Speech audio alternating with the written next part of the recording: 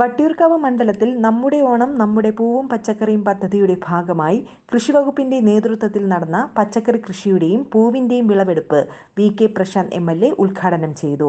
വിളവെടുപ്പ് ഉത്സവത്തിൽ Vattiyoorkavu ward councillor I.M. Parvathi, Kachani ward councillor P. Rama, കൃഷിവകുപ്പ് ഉദ്യോഗസ്ഥർ എന്നിവരും പങ്കെടുത്തു.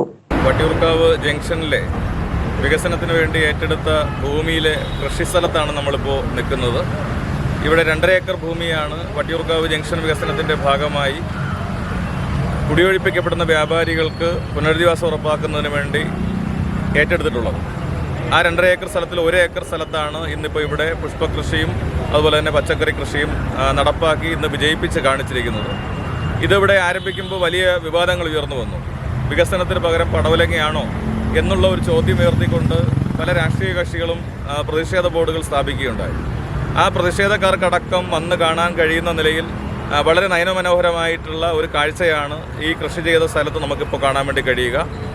നമ്മുടെ ഓണം നമ്മുടെ പൂവ് നമ്മുടെ പച്ചക്കറി എന്നുള്ള മുദ്രാവാക്യം ഉയർത്തിക്കൊണ്ട് വട്ടിയൂർക്കാവിൽ മാതൃകാപരമായി അവർ ആരംഭിച്ച പദ്ധതിയുടെ പരിസമാപ്തിയാണ് ഇന്ന് വിളവെടുപ്പോടുകൂടി ഇവിടെ നടക്കുന്നത്.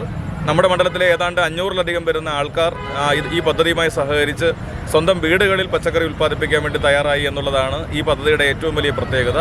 വികസനത്തിന് ഒരു തടസ്സവും വരുന്നില്ല എന്നുകൂടി പറയാൻ വേണ്ടി ഞാൻ ആഗ്രഹിക്കുകയാണ്. ഇവിടെ ഓണ സമയത്ത് തന്നെ, ഓണം കഴിഞ്ഞാലുടൻ തന്നെ ഇതിൻ്റെ തറക്കല്ലിട നടപടികളിലേക്ക് നമ്മൾ പോവുകയാണ്.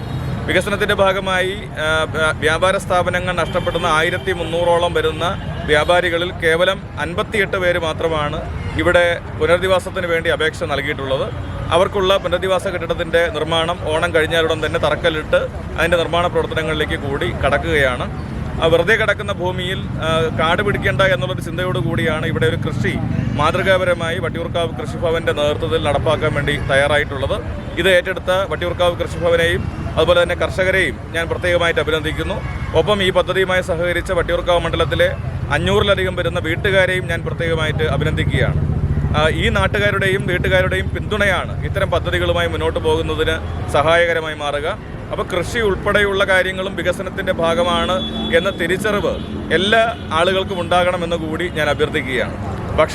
ഭക്ഷണം പ്രാഥമികമായിട്ടുള്ളൊരു കാര്യമാണ്. ആ ഭക്ഷണം ഉണ്ടാക്കുന്ന കർഷകരെ മാനിക്കുക എന്നുള്ള കേവലമായ ഒരു കാര്യം ചെയ്യാൻ വേണ്ടി കൂടി അവർ തയ്യാറാകണം. അതുകൊണ്ട് പ്രതിഷേധക്കാരടക്കം ഇവിടെ വന്ന് ഈ കൃഷിയും പച്ചക്കറി ഉൽപ്പന്നങ്ങളും കാണണം. ഓണത്തോടനുബന്ധിച്ച് ഇവിടെ ഒരു വിപണന മേള ഒരുക്കുന്നുണ്ട്. ആ വിപണന മേളയിൽ ഈ ജൈവ പച്ചക്കറി കൃഷിയിൽ രീതിയിൽ നടത്തിയിട്ടുള്ള ഈ കൃഷിയിൽ ഉൽപ്പാദിപ്പിച്ച ഉൽപ്പന്നങ്ങൾ വാങ്ങാനുള്ള അവസരവും എല്ലാവർക്കും ഉണ്ട് എന്നുകൂടി സൂചിപ്പിച്ചുകൊണ്ട് എല്ലാവർക്കും ഞാൻ ഓണാശംസകൾ കൂടി നേരുന്നു. ഈ കൃഷി ഭാവിയിലും വട്ടിയൂർക്കാവിലെ എല്ലാ സ്ഥലങ്ങളിലും തരിശു നിലങ്ങളിലും വ്യാപിപ്പിക്കുക എന്നതുകൂടി ഞങ്ങൾ ലക്ഷ്യമിടുകയാണ്. അതിനും എല്ലാവരുടെയും സഹായം ഉണ്ടാകണമെന്ന് അഭ്യർത്ഥിക്കുന്നു.